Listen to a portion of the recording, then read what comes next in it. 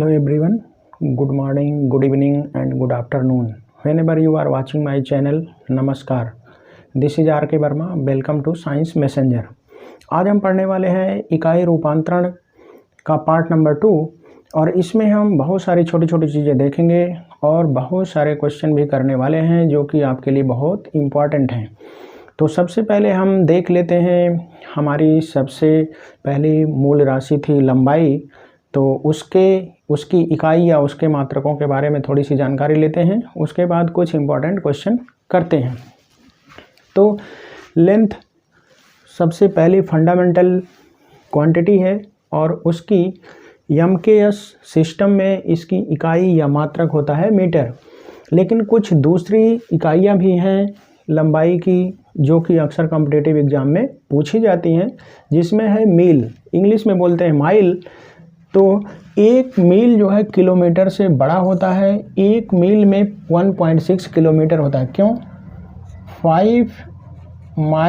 5 meal equal to होता है 8 kilometre. 5 मील 8 kilometre के बराबर होता है. तो इसलिए एक मील कितना होगा? 8/5, ये आ जाता है 1.6 किलोमीटर. यही हमने यहाँ पर लिखा है.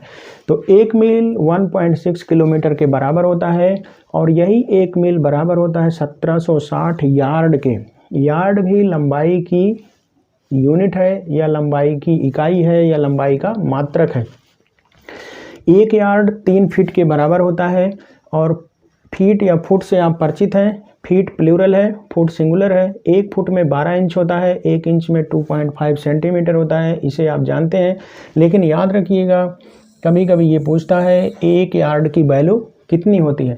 अब एक यार्ड बराबर 3 फीट दे दिया तो कभी कभी ये पूछ लेता है कि एक यार्ड की वैल्यू जो मान है मीटर में बताइए. तो आप यहाँ से कन्वर्ट कर सकते हैं. एक फीट में 30 सेंटीमीटर, 3 फीट में 90 सेंटीमीटर. तो एक यार्ड को मीटर में यहाँ से कन्वर्ट कर सकते हैं. अब ये तो हो गई कॉमन चीज़ें, ये याद रखिएगा, ये इम्पॉर्टेंट है. अब इसमें जो सबसे इम्पॉर्टेंट लंबाई से पूछा जाता है वो क्वेश्चन आपसे पूछा जाता है कि कोशिका का आकार नापने के लिए प्रयोग की जाने वाली कौन सी इकाई है. देखिए यहाँ पे हमने क्वेश्चन भी लिखा कोशिका का आकार नापने के लिए प्रयुक्त इकाई है. तो यहाँ पर देखिए मीटर दिया है, मिलीमीटर दिया है, सेंटीमीटर दिया है, माइक्रोन दिया है. तो मीटर से बड़ी इकाइयाँ भी हैं डेकामीटर, हेक्टोमीटर, किलोमीटर. मीटर से छोटी इकाइयाँ भी हैं डेसीमीटर, सेंटीमीटर, मिलीमीटर. मिलीमीटर से भी छोटी इकाई है माइक्रोन, नैनोमीटर, पिकोमीटर, फेम्टोमीटर, आटोमीटर. तो देखिए हम ज़रा आपको यहाँ पे बताते हैं. मिलीमीटर से छोटी इकाई होती है, इसको लिखते हैं माइक्रोमीटर, इसको बोलते हैं माइक्रोन. माइक्रोन या माइक्रोमीटर. और 1 इस शार्ट में लिखते हैं mu m. 1 micrometre equal to होता है 10⁻⁻6 मीटर. अब 10⁻⁻6 मीटर का मतलब क्या हुआ? 1/1 के आगे 6 0 ये. और इसी को हम ऐसा भी लिख सकते हैं 1/10⁻6 और इसको जब ऊपर ले जाएंगे हो जाता है 10⁻⁻6. तो 1 माइक्रोन इक्वल टू होता है 10⁻⁻6 मीटर. बहुत छोटी इकाई है. कोशिका की साइज इसी में नापा जाता है. इससे भी छोटी इकाई होती है नैनोमीटर. तो 1 नैनोमीटर इक्वल टू होता है 10⁻⁹ मीटर. मतलब 1/1 के आगे 9 0, ये और छोटी यूनिट है. नैनोमीटर से छोटी इकाई होती है पिकोमीटर. 1 पिकोमीटर इक्वल टू होता है 10⁻⁻12 मीटर. और इससे भी छोटी इकाई होती है फेम्टो.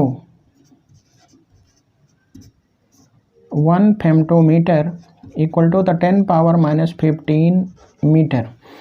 अब 10⁻⁻15 मीटर को हम फर्मी भी बोलते हैं. ये इम्पॉर्टेंट है आपके लिए. फर्मी एक साइंटिस्ट का नाम है. उन्हीं के ऑनर में 10 पावर, ये इम्पॉर्टेंट है, 10⁻⁻15 मीटर को हम फर्मी कहते हैं. क्यों? क्योंकि जो एटम होता है, ये एटम है, इसके अंदर न्यूक्लियस है, ये है न्यूक्लियस, ये है एटम. एटम के अंदर जो न्यूक्लियस होता है केंद्रक, उसकी साइज होती है 10⁻⁻15 मीटर, और इसी को हम बोलते हैं 1 फर्मी। फर्मी एक साइंटिस्ट थे जिन्होंने न्यूक्लियस के फील्ड में वर्क किया था, इसलिए उनके सम्मान में इस केंद्रक की साइज को फर्मी के टर्म में नापा जाता है, जबकि यह है फेम्टोमीटर 10⁻⁻15 मीटर, याद रखिएगा। अब ये जो एटम की साइज है, एटम ये जाहिर है न्यूक्लियस इसके अंदर है, छोटा है, एटम बड़ा है, तो एटम की साइज को हम नापते हैं 10⁻⁻10 मीटर। एटम की साइज 10⁻⁻10 मीटर होती है। तो अब देखिए, माइनस में पावर अगर कम है तो इसका मतलब ये बड़ा है, ये छोटा है। माइनस में अगर पावर जितना छोटा है इसका मतलब ये वैल्यू बड़ी है। आप देख रहे हैं ये पूरा एटम की साइज है, ये एटम के अंदर केंद्रक की साइज है, न्यूक्लियस की साइज है। अब 10⁻⁻10 मीटर इक्वल टू होता है 1 एंगस्ट्रॉम। A0 लिखते हैं, इसको बोलते हैं एंगस्ट्रॉम। ये भी बहुत इंपॉर्टेंट है। सेल के फील्ड में बहुत सारे सेल ऑर्गेनेल हैं, छोटे छोटे कोशिकांग, उनको नापने के लिए इसका उपयोग किया जाता है। तो 10⁻⁻10 metre equal to 1 angstrom, 10⁻⁻6 metre equal to 1 micron या 1 माइक्रोमीटर, 10⁻⁹ इक्वल टू 1 नैनोमीटर। अब ये जो इकाइयाँ हैं बहुत छोटी इकाइयाँ हैं, इनको हम पूर्व लग्न के रूप में यूज करते हैं। जैसे देखिए, मीटर के आगे लगा है पिको, मीटर के आगे लगा नैनो, मीटर के आगे लगा माइक्रोन। तो ये मीटर हमारी जो मूल इकाई है उसके पहले इनको पूर्व लग्न के रूप में, प्रीफिक्स के रूप में हम लगाते हैं। तो ये इंपॉर्टेंट क्वेश्चन है। कोशिका का आकार नापने के लिए प्रयुक्त इकाई माइक्रोन। अब देखिए जरा द्रव्यमान की बात कर लेते हैं। द्रव्यमान हमने पढ़ा था MKS में, इसकी इकाई है किलोग्राम। किलोग्राम से बड़ी भी इकाइयाँ हैं, किलोग्राम से बड़ी इकाई है क्विंटल है, टन है। तो देखिए 1 टन, इसी को मेट्रिक टन भी बोलते हैं। 1 टन बराबर होता है 10 कुंतल, और 1 कुंतल में होता है 100 किलोग्राम, तो 10 कुंतल में 1000 किलोग्राम हो गया। ये सिंपल है। अब जरा देखिए, ये कभी कभी आपसे पूछा जाता है कि 1 किलोग्राम में कितना पाउंड होता है। FPS सिस्टम में हमने आपको बताया था कि मास या द्रव्यमान को नापने के लिए पाउंड का उपयोग किया जाता है, और इसको शॉर्ट में डिनोट करते हैं स्मॉल l स्मॉल b से। तो 1 किलोग्राम इक्वल टू होता है 2.2 पाउंड, मतलब पाउंड जो है किलोग्राम से छोटा होता है। और 1 पाउंड को अगर हम ग्राम में व्यक्त करें तो होता है 454 ग्राम या 0.454 किलोग्राम। ये इंपॉर्टेंट है, ये पूछा जाता है 1 पाउंड की वैल्यू ग्राम में कितनी होती है। और ये और इम्पॉर्टेंट है आपके लिए AMU कहते हैं atomic mass unit. Atomic mass unit, atom का जो आप देखते होंगे परमाणु भार, परमाणु का परमाणु भार रखा गया है, किसी का 1 है, 2 है, 3 है, सोडियम का 23 है, मैग्नीशियम का 24 है। तो ये परमाणु भार निकाले कैसे गए हैं? ये परमाणु भार कार्बन 12 के, कार्बन जो है जिसका एटॉमिक मास 12 है, उसके एक एटम के 1/12वें भाग से तुलना करके सभी एटम के परमाणु भार रखे गए हैं। तो AMU किसे कहते हैं? कार्बन, ऐसा कार्बन जिसका परमाणु भार 12 हो, उसके एक एटम के 1/12वें भाग को एक AMU कहते हैं।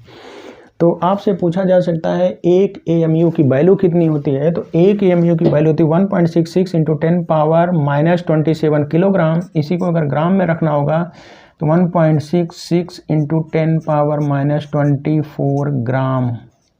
तो कंफ्यूज मत होइएगा, दोनों चीज़ें पूछी जाती हैं। किलोग्राम में पूछेगा तो देखिए 10⁻³ यहाँ पे मल्टीप्लाई कर दिया गया है, क्योंकि ग्राम से बड़ी यूनिट है किलोग्राम। तो यहाँ पर 1 किलोग्राम में 1000 ग्राम होता है, तो यहाँ 10⁻³ से मल्टीप्लाई कर दिया गया, इसलिए इसलिए ये आ गया। अब देखिए ज़रा सा ये इम्पॉर्टेंट है, ये आयतन की बात कर लेते हैं। आयतन में ये बहुत इम्पॉर्टेंट फार्मूला है, वेरी वेरी इम्पॉर्टेंट फार्मूला। जैसे लेंथ की यूनिट को हम वॉल्यूम में कैसे कन्वर्ट करेंगे? तो 1 लीटर इक्वल टू होता है 1 decimetre cube, 1 litre equal to 1 घन डेसीमीटर। अब यहाँ से देखिए 1 लीटर बराबर होता है 1000 मिलीलीटर, या 1000 सेंटीमीटर क्यूब या क्यूबिक सेंटीमीटर या घन सेंटीमीटर। तो इसका मतलब क्या हुआ, 1 सेंटीमीटर 1 घन सेंटीमीटर बराबर 1 मिलीलीटर हुआ। और इसी 1 घन सेंटीमीटर को क्यूबिक सेंटीमीटर को हम सीसी लिखते हैं, तो 1 सीसी इक्वल टू 1 ml। मतलब अगर हम 1 सेंटीमीटर लंबा 1 सेंटीमीटर लंबा 1 सेंटीमीटर लंबा 1 सेंटीमीटर चौड़ा 1 सेंटीमीटर ऊंचा कोई क्यूब बनाएं तो उसका वॉल्यूम जो होगा उसमें कितना आएगा, 1 ml लिक्विड आएगा। अब यहाँ से कन्वर्जन करते समय बहुत सारे क्वेश्चंस पूछे जाते हैं जब हम कन्वर्जन करते हैं तब। अब देखिए ऊर्जा की बात कर लेते हैं। ऊर्जा को हमने देखा था एसआई यूनिट या जो अंतरराष्ट्रीय पद्धति है उसमें ऊर्जा की यूनिट होती है इकाई जूल। लेकिन जूल से बड़ी इकाइयाँ भी हैं, कैलोरी है। 1 कैलोरी बराबर होता है 4.184 जूल और नियरली इसको हम लिख देते हैं 4.2 जूल। और 1 जूल बराबर होता है 10 पावर 7 अर्ग। ये सीजीएस यूनिट है। ये जूल जो है एमकेएस सिस्टम में है, अर्ग जो है सीजीएस सिस्टम में है। इसके पहले वाले वीडियो में हमने आपको बताया था। अब ये कैसे होता है अभी हम इसको आपको निकाल के दिखा भी देंगे। देखिए 1 जूल ये वर्क यूनिट है, कार्य बराबर बल गुणे विस्थापन। अब एमकेएस में बल बराबर होता है द्रव्यमान गुणे त्वरण, द्रव्यमान गुणे त्वरण गुणे विस्थापन। द्रव्यमान का किलोग्राम है, किलोग्राम। त्वरण वेग परिवर्तन बटा समय, तो विस्थापन बटा समय गुणे विस्थापन। अब इसको हम किलोग्राम, विस्थापन की यूनिट मीटर इंटू मीटर, तो मीटर स्क्वायर हो गया अपान समय। अब इसी को अगर हम सीजीएस में ले जाएंगे, सीजीएस में हमारी यूनिट होती है centimetre, centimetre gram and second. CGS centimetre gram and second. तो किलोग्राम को ग्राम में बदलेंगे तो 1000 हो जाएगा, गुणे मीटर को सेंटीमीटर में बदलेंगे तो 100 सेंटीमीटर स्क्वायर है, तो 100 इंटू 100। समय टाइम वही रहेगा, समय सेकंड ही है तो यहाँ समय हम रहने दे रहे हैं। तो देखिए कितना हो गया, ये हो गया 10 पावर 3, 10 पावर 2, 10 पावर 2, तो 2 2 4 3 7, 10 पावर 7 आ गया अर्ग। यहाँ से जो हमने आपको यहाँ पर दिखाया ये, तो ये याद रखिएगा 1 जूल बराबर 10⁻7 अर्ग। अब 1 लीटर वायुमंडल, ये बहुत इम्पोर्टेंट है, वेरी वेरी इम्पोर्टेंट। पूछा जाता है लीटर वायुमंडल किसकी इकाई है, लीटर वायुमंडल किसकी इकाई है। तो याद रखिएगा लीटर वायुमंडल ऊर्जा की इकाई, इसलिए हमने देखिए ऊर्जा के अंतर्गत इसको लिखा। क्यों, अब इसको भी बता देते हैं। देखिए यहाँ लिखा है इतना जूल, लीटर वायुमंडल इक्वल टू 101.3 जूल। ये जो हम पढ़ रहे हैं कैलोरी भी जूल से बड़ी यूनिट है, लीटर वायुमंडल भी बड़ी है, तो 101.3 जूल। अब देखिए इसी को हम कन्वर्ट करने के लिए यहाँ डेसीमीटर क्यूब का यूज होगा। इसको 1 लीटर वायुमंडल ऊर्जा की इकाई है, इसको हम कैसे प्रूव करेंगे। इसके पहले हमें प्रेशर यहाँ से देखना पड़ेगा, तो इसके पहले हम देख लेते हैं प्रेशर क्या है। अच्छा, एनर्जी की एक इकाई और है इलेक्ट्रॉन वोल्ट, ये बहुत इंपॉर्टेंट है, वेरी वेरी इंपॉर्टेंट। ये पूछा जाता है 1 इलेक्ट्रॉन वोल्ट इक्वल टू कितना होता है। 1 इलेक्ट्रॉन वोल्ट मतलब 1 इलेक्ट्रॉन इंटू 1 वोल्ट।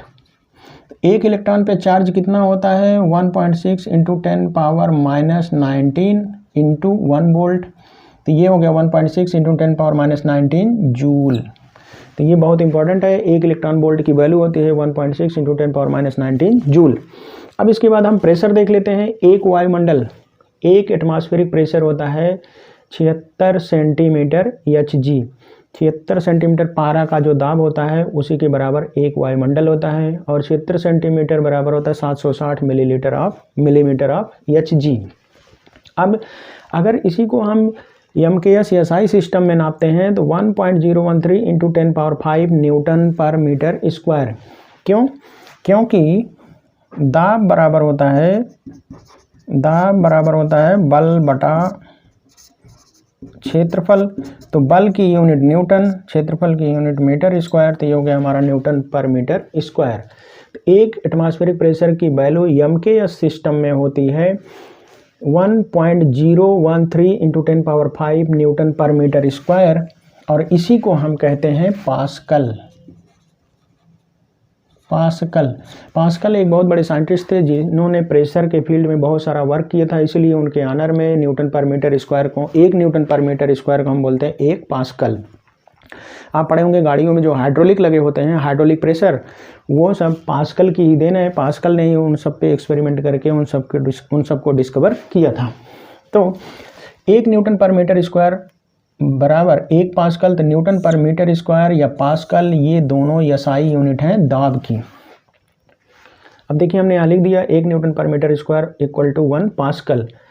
अब एक दूसरी यूनिट भी है दाब की जिसे कहते हैं बार। 1 बार इक्वल टू 10 पावर 5 न्यूटन पर मीटर स्क्वायर। मतलब ये बार जो है एक एटमॉस्फेयर से थोड़ा सा छोटा होता है। क्यों? देखिए 1 एटमॉस्फेयर बराबर 1.013 बार, मतलब 1 से थोड़ा सा इसकी वैल्यू ज़्यादा है। तो 1 एटमॉस्फेयर इक्वल टू 1.013 बार। इसका मतलब बार जो है एक एटमॉस्फेयर से थोड़ा सा छोटा होता है। अब 1 बार इक्वल टू, ये देखिए 0.98692 एटमॉस्फेयर। क्यों? इतना बार इक्वल टू 1 एटमॉस्फेयर, तो 1 बार इक्वल टू ये आएगा 1 अपान ये हो जाएगा, तो इसकी वैल्यू ये आ जाएगी 1 अपान ये कर देंगे, ये इधर आएगा तो इसकी वैल्यू ये आ जाएगी। और 1 बार इक्वल टू होता है 750 टार। टार भी एक छोटी यूनिट है प्रेशर की, प्रेशर नापने की। तो 1 बार इक्वल टू होता है, प्रेशर से छोटी यूनिट है टार, तो 1 बार इक्वल टू होता है 750 टार। अब देखिए जरा, वायुमंडलीय दाब को नापने के लिए जो उपकरण प्रयोग किया जाता है उसे हम कहते हैं बैरोमीटर।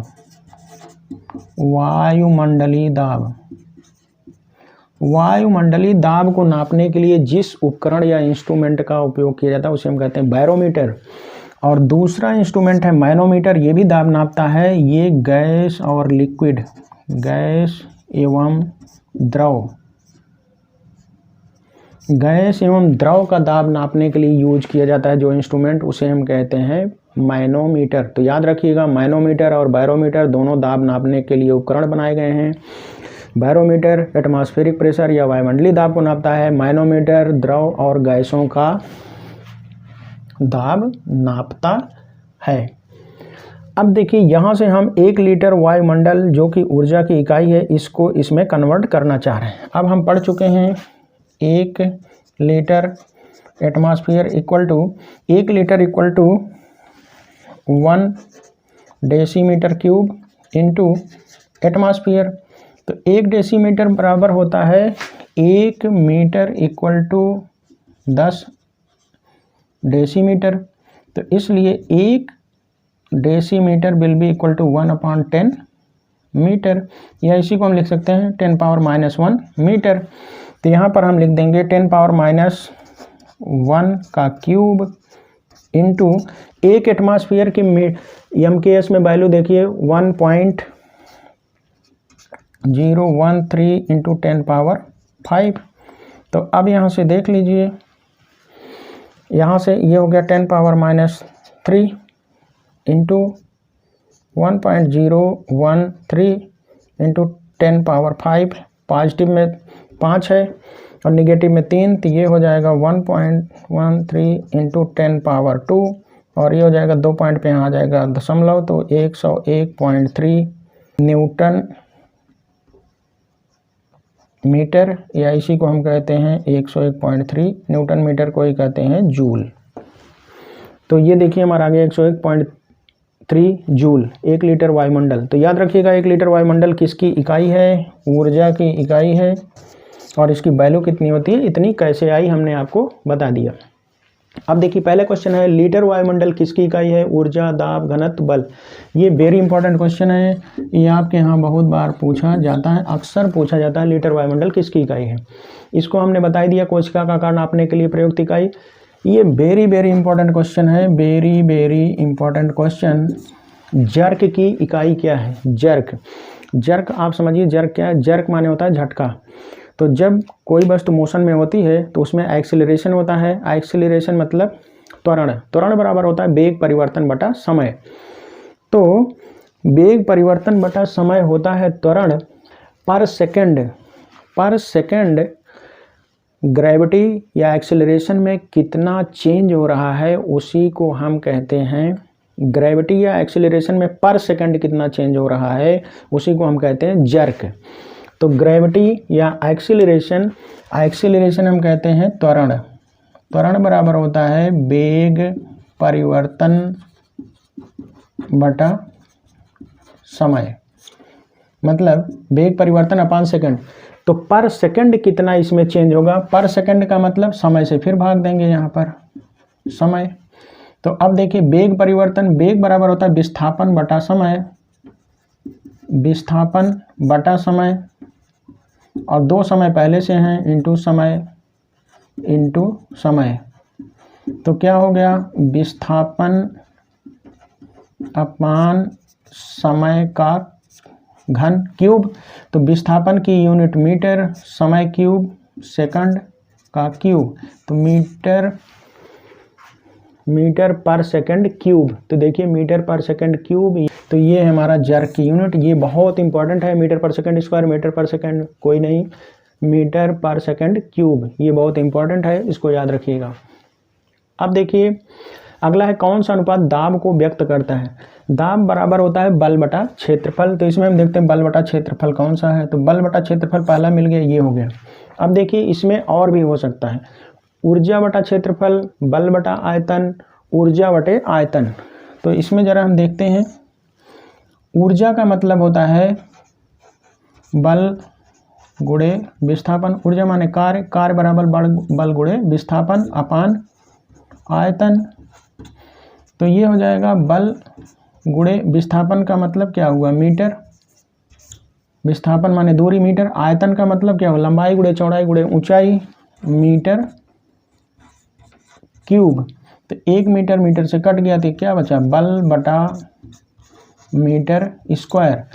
तो बल बटा मीटर स्क्वायर किसका यूनिट है? मीटर स्क्वायर क्षेत्रफल का है, तो बल बटा क्षेत्रफल। तो ये भी हमारा दाब को व्यक्त करता है, बाकी ये दोनों नहीं कर रहे हैं। तो याद रखिएगा बल बटा क्षेत्रफल देख करके ही नहीं, कभी कभी आता है ऑप्शन में ए और बी दोनों सही हैं, बी और सी सही हैं, कोई नहीं सही है, तो ऐसे। तो ऊर्जा बटा आयतन भी किसको व्यक्त करता है? दाब को। ये भी बहुत इंपॉर्टेंट क्वेश्चन है, वेरी वेरी इंपॉर्टेंट क्वेश्चन। अब अगला है पीएसआई का पूर्ण रूप क्या है? पीएसआई को हम कहते हैं पाउंड पर स्क्वायर इंच। पाउंड ये भी दाब की यूनिट है, दाब की इकाई या मात्रक, दाब की इकाई या मात्रक है पाउंड पर स्क्वायर इंच। ये औद्योगिक एवं तकनीकी इकाई है दाब की, उद्योगों में यूज किया जाता है, या टेक्निकल यूनिट इसको कहते हैं। जैसे आप गाड़ी में हवा भरते हैं तो गाड़ी में लिखा रहता है फ्रंट व्हील, रियर व्हील, आगे का पहिया, पीछे का पहिया। मोटरसाइकिल आप देखें उसकी टंकी के ऊपर लिखा रहता है अगली पहिए में कितनी हवा चाहिए, पिछले पहिए में कितनी हवा चाहिए, तो वहाँ लिखा रहता है इतने पीएसआई, 45 पीएसआई, 40 पीएसआई। पीएसआई का मतलब होता है पाउंड पर स्क्वायर इंच। हमने आपको एफपीएस सिस्टम में बताया था कि एफपीएस सिस्टम में फुट पाउंड सेकंड। तो ये पाउंड, उसमें हमने आपको बताया था पाउंडल, POUNDAL, पाउंडल बल की इकाई। एफपीएस सिस्टम में पाउंडल है बल की इकाई, तो पाउंडल पर स्क्वायर इंच। तो बल बटा इंच का स्क्वायर, इंच का स्क्वायर लंबाई गुणे चौड़ाई स्क्वायर है, तो बल बटा क्षेत्रफल। तो बल बटा क्षेत्रफल कहीं भी आएगा तो वो दाब को व्यक्त करेगा। तो पीएसआई का पूर्ण रूप है पाउंडल पर स्क्वायर इंच, और इसका यूज किया जाता है उद्योगों में, उद्योग धंधों में, कहीं पर प्रेशर निकालना है किसी मशीन में या गाड़ियों के पहिए में जो हवा भरी जाती है वो इसी टर्म में भरी जाती है, PSI पाउंडल पर स्क्वायर इंच। तो हमें उम्मीद है ये वीडियो आपको ज़रूर पसंद आया होगा और इसमें बताए गए क्वेश्चन जो आपके कॉम्पिटिटिव एग्जाम में अक्सर पूछे जाते हैं वो आपकी समझ में आ गए होंगे। जो डायरेक्ट वैल्यू दी थी हमने उसको सॉल्व करके भी आपको दिखा दिया वो वैल्यू कैसे आती है, क्योंकि साइंस में कोई चीज़ रटने की ज़रूरत नहीं है। अगर आपको कॉन्सेप्ट क्लियर है तो आप छोटे से कैलकुलेशन से उसकी वैल्यू बिना रटे हुए निकाल सकते हैं। तो wish you all the best and a lot of thanks for watching.